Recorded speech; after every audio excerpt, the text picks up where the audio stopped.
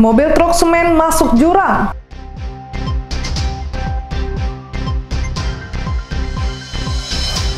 Kecanduan judi online, seorang anak tega aniaya ibu.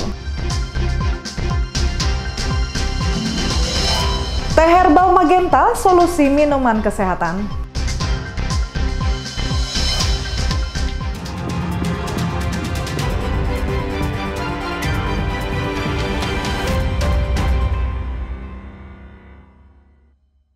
Halo selamat pagi saudara, apa kabar Anda pada pagi hari ini? Menemani pagi Anda, Kompas Jambi kembali hadir dengan beragam informasi penting dan menarik dari berbagai wilayah di Provinsi Jambi. Bersama saya Suci Anissa, inilah Kompas Jambi selengkapnya, hanya di Kompas TV, independen, terpercaya.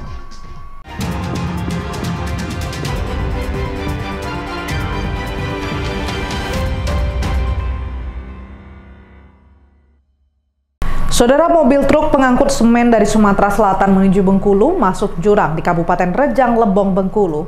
Proses evakuasi pun berlangsung dramatis. Dalam kejadian ini, satu orang supir meninggal dunia. Tim SAR melakukan evakuasi terhadap mobil truk pengangkut semen yang masuk ke dalam jurang di Kabupaten Rejang Lebong, Bengkulu. Dalam kejadian ini, supir mobil meninggal dunia.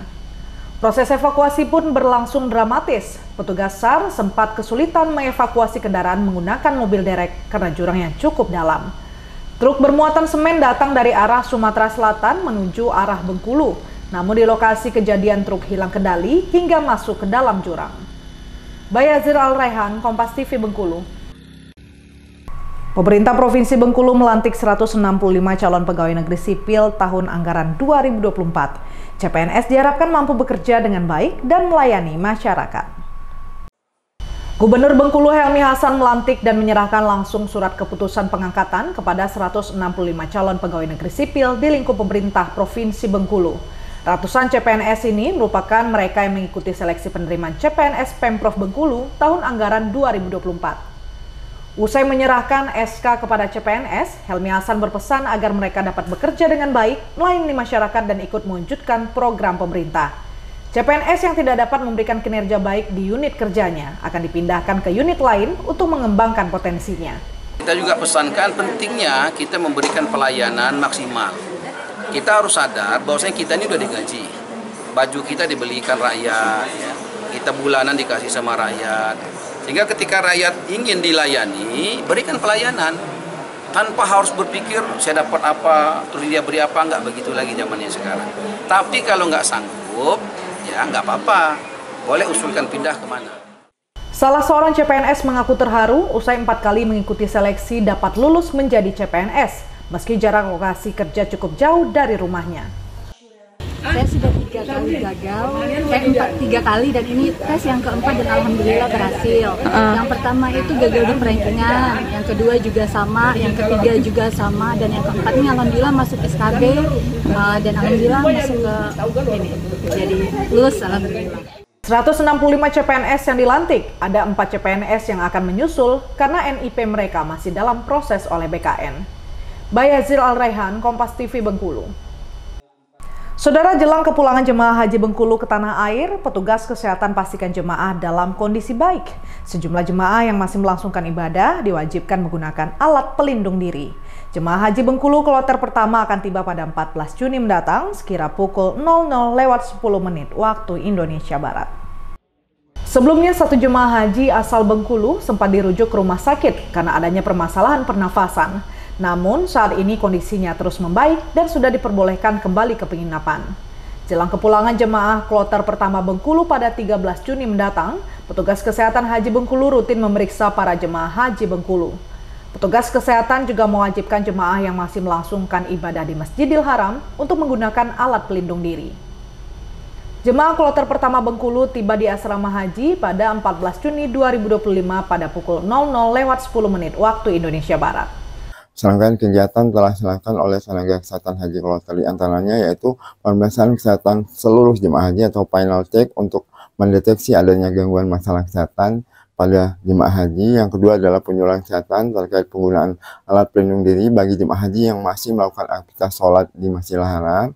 Yang ketiga adalah mitigasi atau pembatasan bagi jemaah haji yang risiko tinggi, lansia, atau disabilitas untuk beribadah ke Masjidil Haram untuk menjaga kestabilan kondisi kesehatannya. Setibanya di Bengkulu, jemaah akan dipulangkan ke daerah mereka masing-masing.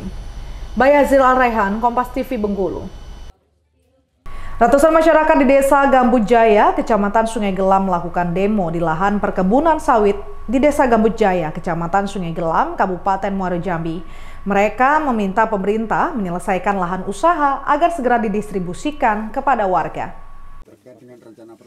Ratusan masyarakat di Desa Gambut Jaya, Kecamatan Sungai Gelam melakukan demo di lahan perkebunan sawit di Desa Gambut Jaya, Kecamatan Sungai Gelam, Kabupaten Muaro Jambi. Mereka meminta pemerintah menyelesaikan lahan usaha agar segera didistribusikan kepada warga.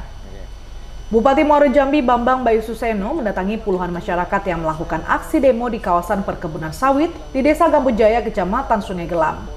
Dari pertemuan itu, pendemo menyampaikan beberapa tuntutan, menuntut perusahaan perkebunan tidak melakukan aktivitas sebelum ada keputusan dan penyelesaian. Setelah menampung aspirasi warga, Bupati Muaro Jambi Bambang Bayu Suseno berkomitmen menuntaskan persoalan konflik lahan. Bupati menegaskan pemerintah bersama TNI dan Polri menjamin keselamatan seluruh warganya. Berharap masyarakat yang telah menggelar aksi selama 21 hari untuk dapat kembali ke rumah dan beraktivitas kembali untuk keluarga. Untuk menuntaskan persoalan, Bupati segera menggelar rapat bersama tim DU dan pihak perusahaan serta masyarakat. Ini catat berapa kelompok, berapa kakaknya. Nanti kita atur. Catat nih Pak ini ya. Kasih bantuan, ada perikanan atau sosial atau apa namanya. Catat, kasihkan semua untuk pemberdayaan ya. Oke. Catat berapa kakak semua. Catat menjadi program Pemda itu. Kita masukkan nanti. Tertulis. Yang kedua, ada soal laporan tolong diabaikan dulu. Beraktivitas kembali ya. Oke, berproses kembali ke rumah. Ini biarin aja, nggak apa-apa. Kita di atas perundingan, Pak. Ya? Nggak bisa. Bapak mau bertahan 10 hari, 20 hari, sebulan juga, perundingan tetap jalan. Ya. Bupati menyiapkan program pemberdayaan masyarakat, bantuan pertanian, dan perikanan, agar ada penambahan pendapatan bagi warga di Desa Gambut Jaya. Tim Liputan, Kompas TV Jambi. Saudara, Kompas Jambi akan selanjutkan setelah jeda berikut dengan sejumlah berita menarik, antara lain, kecanduan judi online, seorang anak tega aniaya ibunya. Nantikan sesaat lagi.